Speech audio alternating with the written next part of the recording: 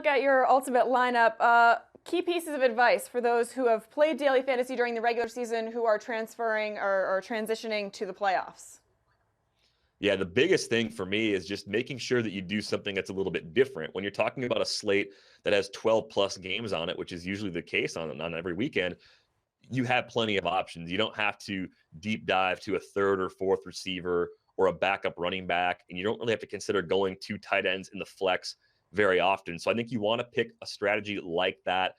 For me, Jermaine Kearse is kind of that pivot point this week. I talked about him a little before, where he's third or fourth option in the Seattle offense at best. And he's a player I would never really use during the regular season because you don't have to go quite that far down the depth chart to get separation from the field. So that's the big difference for me, is just making sure you have something that's a little bit more off kilter if you're playing in a big field GPP.